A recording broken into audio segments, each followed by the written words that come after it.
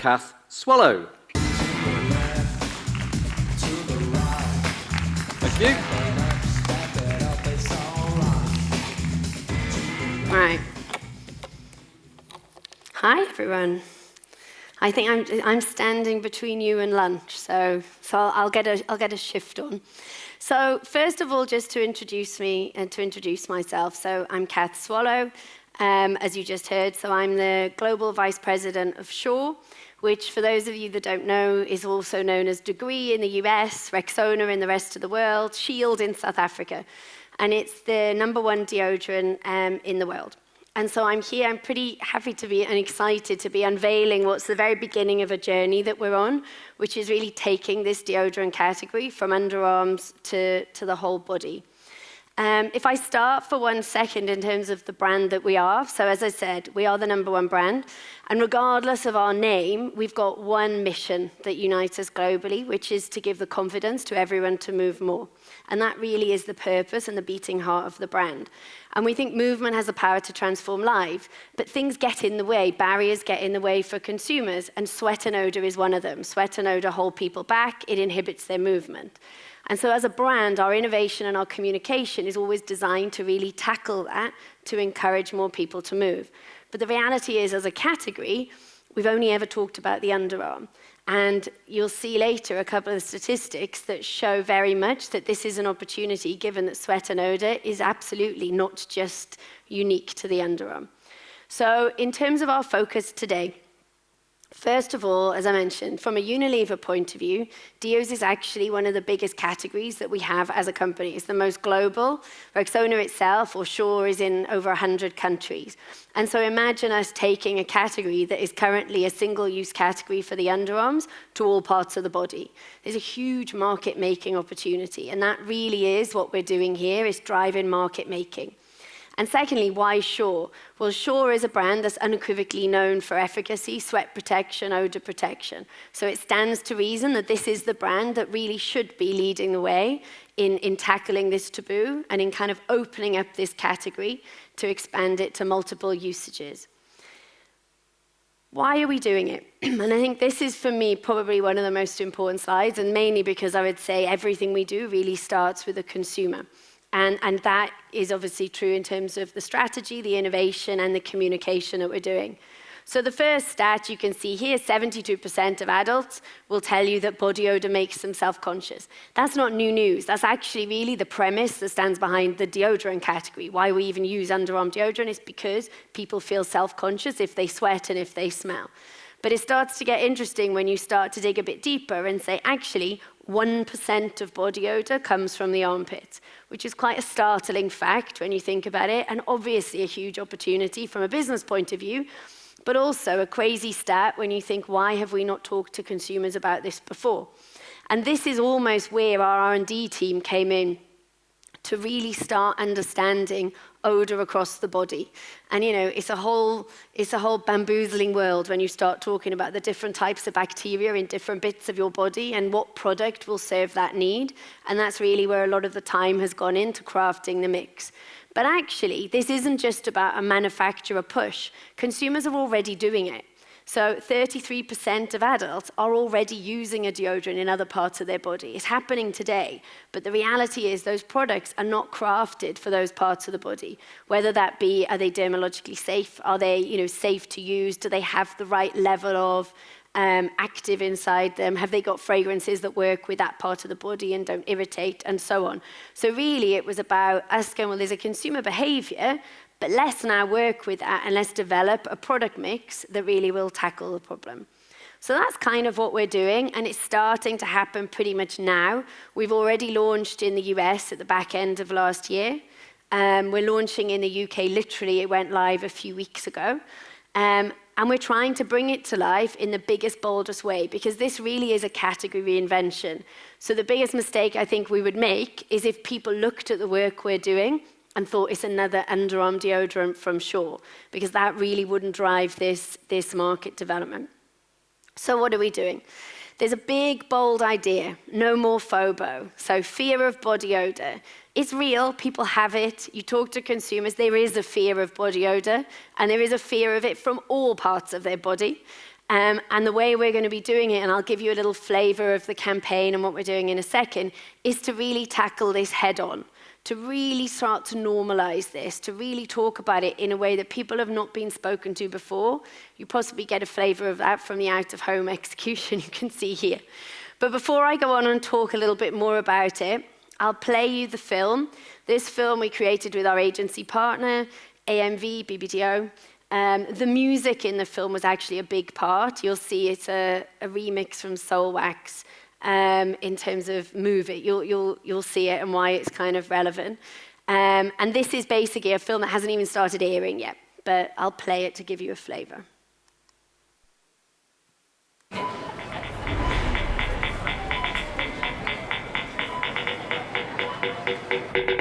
Work.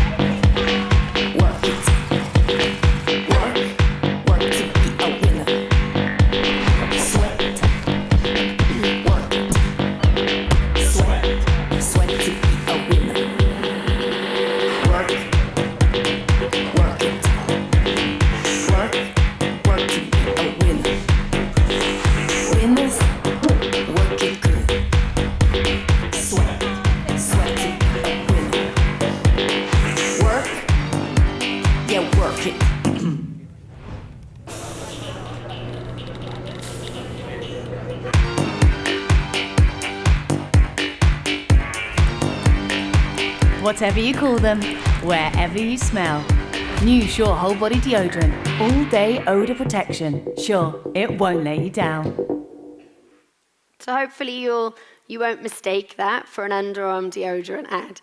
And really this was the challenge. We need to find a way to resonate with consumers, to really drive true market development. It's a new behavior, it's a new habit, but to do it in a way that is authentic to the brand. We still need to be the brand that we are.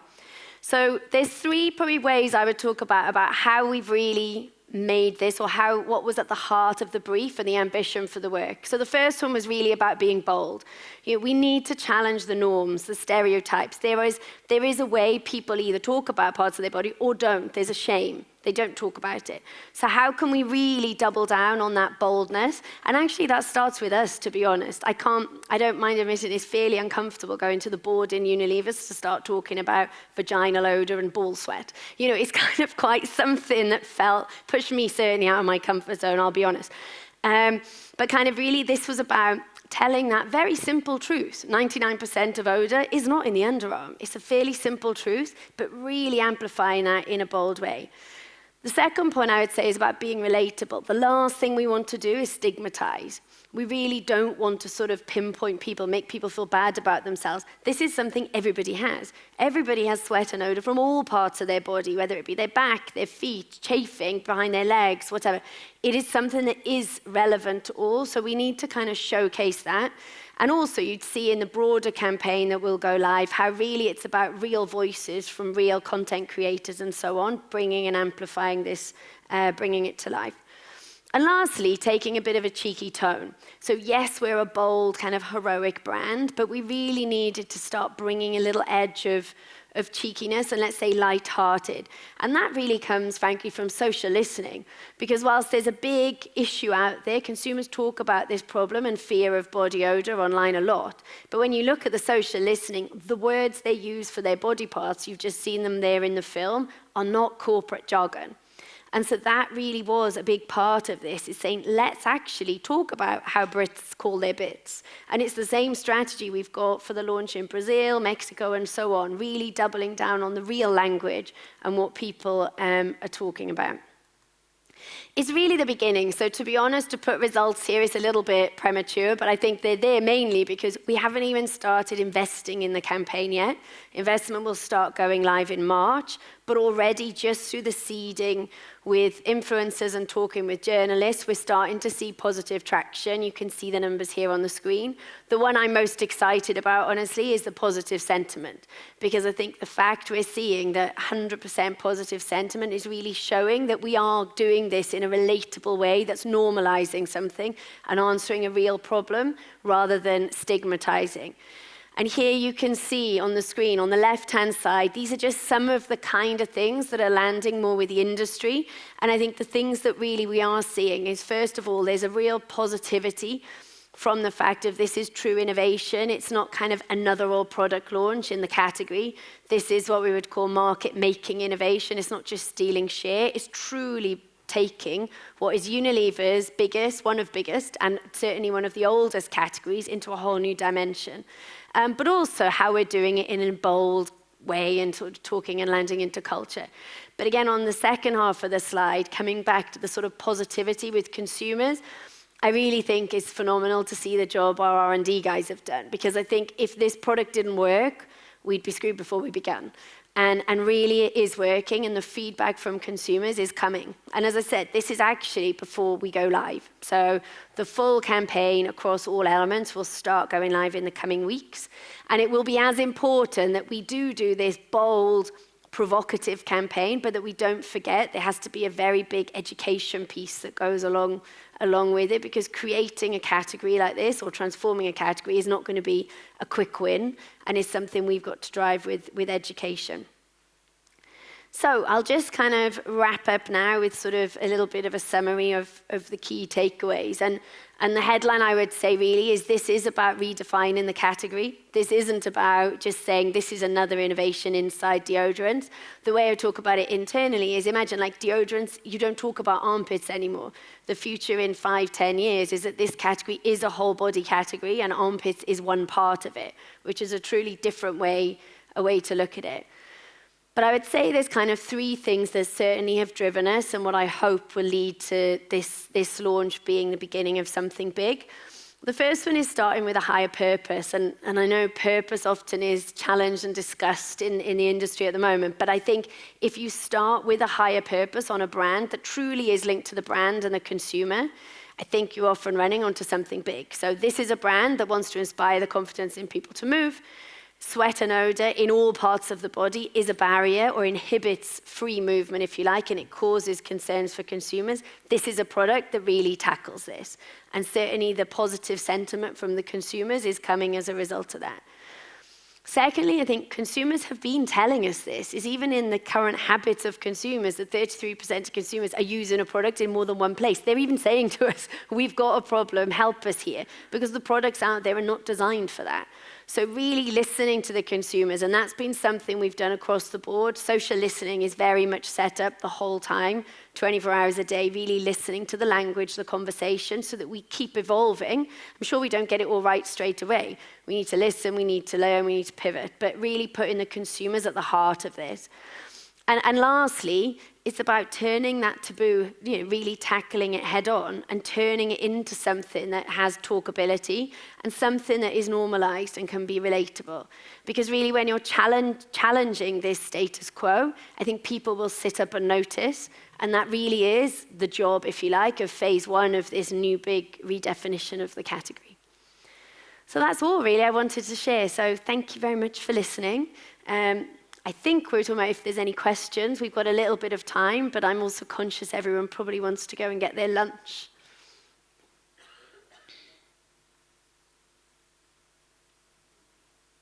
I've got a question. Can you hear me? I can hear you. Oh, a mic's coming. First of all, great presentation. Why not before? You've been in this category for a while, I'd imagine, yourself and the business. So it feels so bleeding obvious. Yes. I think we were asked this actually in an interview with a journalist recently, and I think there's not... So it has been there, the data has been there for a long time, and I agree with you, and almost when something's so obvious, it's like, what the hell have you been doing waiting? I think it needed to be not only the right time for us, but also for our retailers. Because as a company, whilst we are the global number 1, the retailers need to be prepared to transform the category too. And I don't mind admitting that's been a bit of a journey. Because if this lands in store with a little product, one of these aerosols at the bottom of the shelf, we're going to create nothing. So it's been as much about partnering with the retailer and saying, now is the time to actually shift this category. Could we have done it 5 years ago? Maybe we could have. I'll be honest, it's not that we didn't try. This isn't something that this is our first time. The mix has been kicking around for a while, but I feel like something has happened, especially with the brand. The brand is now in a really positive place, growing like a train. So the retailers are like, okay, now I'll listen to you. they're prepared to invest and be bold because it has meant them transforming their shelves. So hopefully we picked the right time. And if you do get it right, and I think you will, I think Marketeer of the Year, surely, we'll watch out for you. That'd be nice. Thank you. Oh, this one, yeah?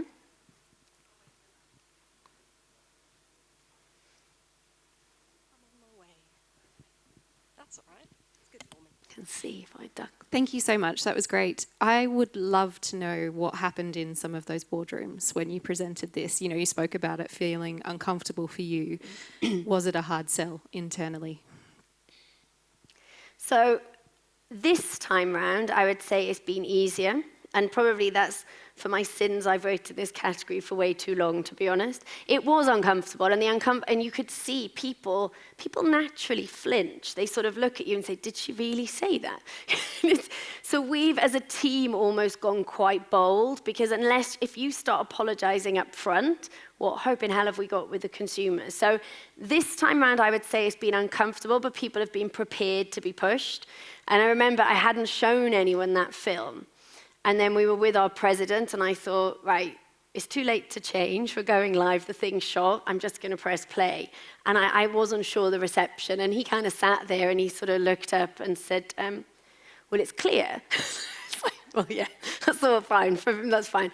But I would say a couple of years ago, we did start talking about this. And I don't think, and it's to the earlier question, I don't think people were ready. And perhaps a big part of it, honestly, has been a real step up from an online point of view and how much we've been investing as a business in social first and really, really understanding social listening.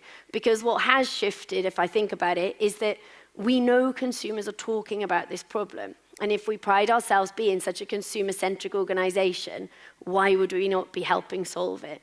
But yeah, it's been quite uncomfortable, but I think what's been great, and kudos to everyone and all of the leadership in Unilever, people have been really prepared to go for it.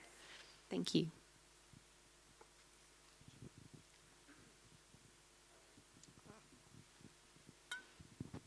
Thank you, really fascinating. I've got lots and lots of questions. I'm going to try and squeeze in a couple.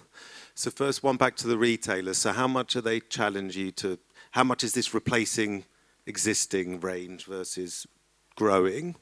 Because, you know, there's always a challenge on space. The second is, what do you expect as the competitor response to? Do you see the whole category moving in this way? And the third one is, how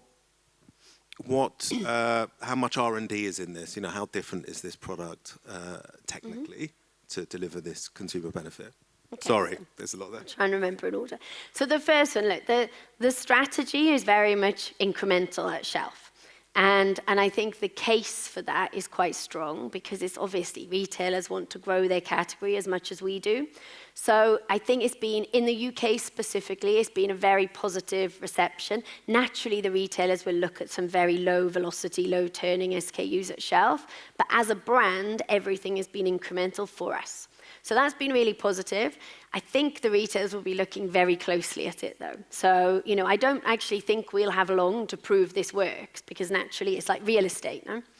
And of course, this is just the UK. So we're going live in Latin America in the coming weeks and the coming months. And there it has been committed to be truly incremental. So I'm quite positive about that. But also, you sort of, even within a country, the bit that makes me nervous, honestly, is some of the smaller retailers, because if they're not going to grow shopping hours for us. And if you do see just one SKU, I think it will be a challenge versus the big Tesco's or whatever where you can truly transform. But it is incremental, I would say. What was the second one was on competitors. The competitors. I hope they do follow because I think, you know, I think if they don't, we're not really going to shift this category. And I think, you know, so REXONA or Shaw was the first brand to bring the antiperspirant. So back in the 1940s, 1950s, there were only no aluminium products that just stopped odor and not sweat. We brought the first technology to market, hence why Shaw is known truly as the efficacy brand. It won't let you down, the tick on the back, all the rest. And very quickly, competitors followed. They had what I'd say is inferior technology, but they followed. And that allowed us to build the antiperspirant segment. And I think it will be the same here. people will follow. There are a number of players in the US, for example, already. So far, well, they started with a few startup kind of brands that started going, and actually now P&G, for example, are there in the US as well with their Secret and Old Spice brand. So I would expect the competitors to follow, and I think that links nicely to your last question, because I think that's why it's so important. We need to have a superiority in this mix. It can't just be any old thing, and it isn't. So, you know, there's the bacteria all over the body is different. We actually do, and if we had a smaller kind of space, I could do it, that you could actually smell different parts of the body smell very differently. It's not very pleasant.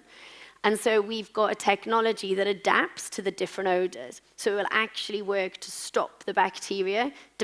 Doesn't matter which type, it works and it adapts to them. So there's a technology story in it that is real and is proven, and you saw some of the consumer feedback. But I think now, and one shift we've made internally in Unilever, is there's a whole now engine of R&D support to keep going, because this is just the beginning.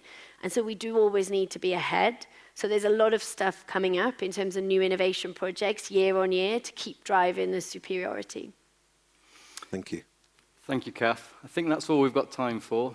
Brilliant. Great to see purpose very much high on the agenda again. It's been very much a theme of the day that purpose really does drive that real true brand advocacy. So really fascinating. Lots of food for thought, literally, as we go into lunch. So thank you very much. Thank you very much.